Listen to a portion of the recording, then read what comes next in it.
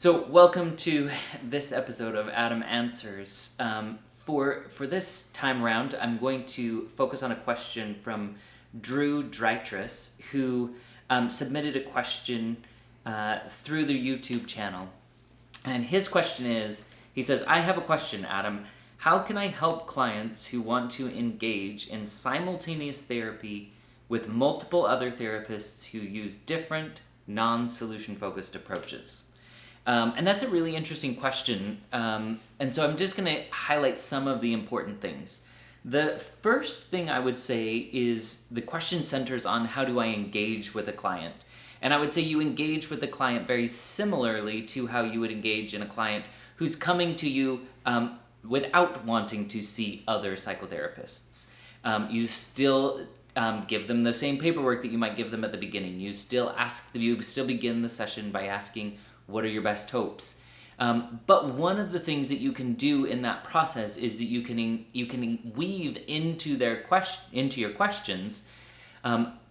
Given that you have interest in seeing other therapists, what do you want to specifically focus on here? What are your best hopes from our work together?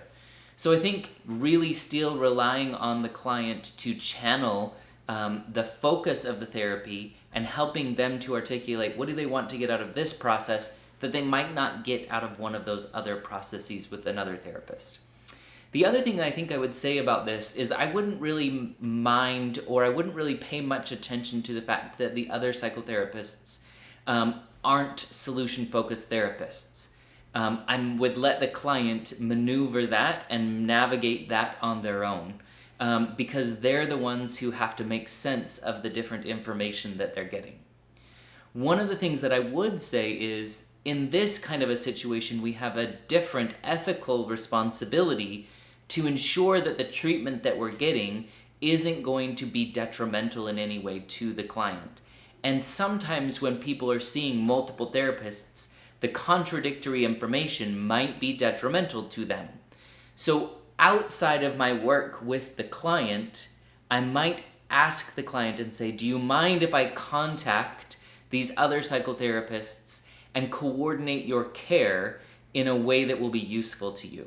So that each of us knows what the other person is focusing on, what the emphasis of the work is, so that we make sure that we stay within the bounds that we have each negotiated.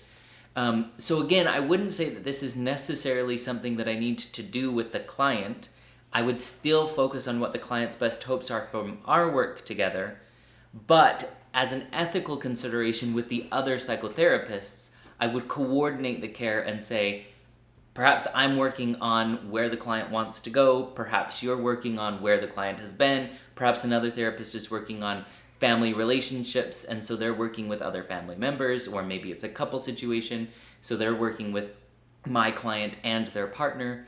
So I think one of the things that is important is that we as psychotherapists ensure that we're not inadvertently contradicting other people and their care for the client.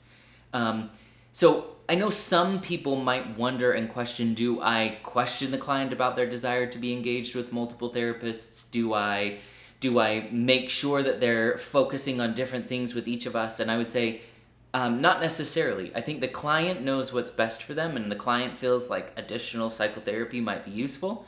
I would trust the client in that process, but I would coordinate their care with the other psychotherapists so that we ensure that we're all moving in the same direction.